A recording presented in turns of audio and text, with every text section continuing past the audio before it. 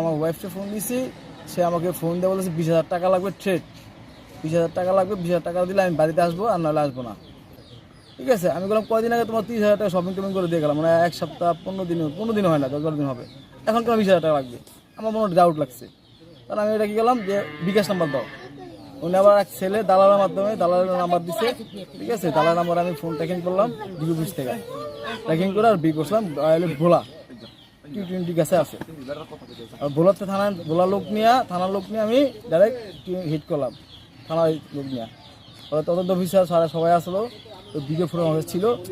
ঠিক আছে, উনি আসার পরে আমি মেয়ে উদ্ধার করছি, উদ্ধার করার পর থানায় নিয়ে গেছে, ওরা মামলা দিয়ে দিবে। আমি স্যার মামলা দেওয়া আমার ছোটো ছোটো ছেলে মেয়ে আছে, আপনাকে ছেড়ে দেন, আর বাপ দিকে দিলে চালান দিয়ে দেন, যেহেতু ওরা অর্গানাইজ করে।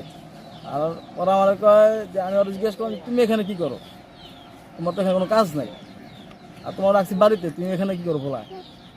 আমার আমি ভূত বাদ দিতে আমি সহযোগিতা নিতে এখানে আসছি।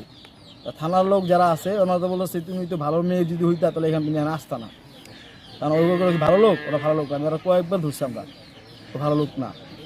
পরে আমি এক কথা দুই কথা ফোনে ট্রাই করলাম যে আমার শ্বশুরের নাম্বারে, যার মাধ্যমে ওরা এখানে গেছে, ওনার নাম্বারে ফোন দিলাম, উনি আমার সব ডিটেলস বলছে ভাই এই ঘটনা, আপনার শ্বশুর জানে, শাশুড়িও জানে। আমি বললাম এটা কোনো কথা, আমার শ্বশুর আমি বিশ্বাস করলাম, আমি রেখে গেলাম, এটা তো আমার সময়। আমি আমার শ্বশুরকে ফোন দিলাম, সারাদিন ফোন ধরলো না। সন্ধ্যাবেলা যেন আমার ওয়াইফকে বের করবো টাকা পয়সা দিয়া, তখন আমার ফোন ধরে একটা কোনো ঝামেলা শেষ হয়েছে, সারাদিন কোনো খবর নেই। অথচ সে খবর নিয়েছি দালালের সাথে, সেই দালালের সাথে কথাবার্তা বলছি, কেমনি কি আসে না, দালালের নাম হলো মিরাজ। ঠিক আছে, তার সাথে কন্টিনিউ কথা চলেছে। ওটা আমি তো ছিল না, পরে বাড়িতে মাথা একটু গরম ছিল, আমি বললাম যে দেখেন আপনার কথা দায়িত্ব দিয়ে গেলাম আপনার কাছে, আপনার দায়িত্ব দেওয়ার পর আপনি মেয়ে কেন এত দূর যাবে, আর এত দূর আমি ঢাকার থেকে কেন আমি এখানে দেখবো আপনার মেয়েকে। আপনাদের ফোন দিয়েছে, ফোন ধরার নাই, আমার 3 দিন ফোন, 3 দিনে ফোন ধরার না।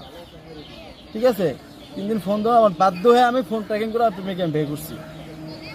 এ কথা বলছি, আমি রাগারাগি করছি, সে রাগারাগি করাতে আমার ফোন ভেঙে বের করেছে যে আমি সবসময় তো সত্যি কথা ছেলে দোষ দিয়ে গেলেন, আজকে আমি ছেলের দোষটা আমি বাইক রুম, আমি যখন ভিডিও সব দেখতে গেছি, আমি কোনো মানুষজন ডাকাইনি, তখন পার্সোনাল বিষয় তো মানুষ বিষয় পার্সোনাল ডাকবো, সেটা আপনার আর হ্যারাসমেন্ট করে আমার একটু হাউকে করে বাড়াই দিল।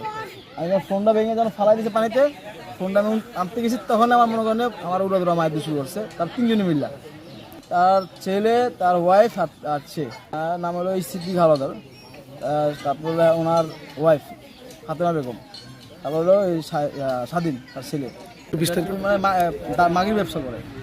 এটা অনেক বড় একটা গ্যাং। ঠিক আছে, আর সে একবার দুইবার না, আমাকে কয়েকজনই রাস্তাঘাটের লোকজন বলছে তার ফিডব্যাক ভালো না, তার ফিডব্যাক খুবই খারাপ। আমি চেয়েছিলাম ভালো লোকের শুধরাইতে, সে শুধরাতেছে না।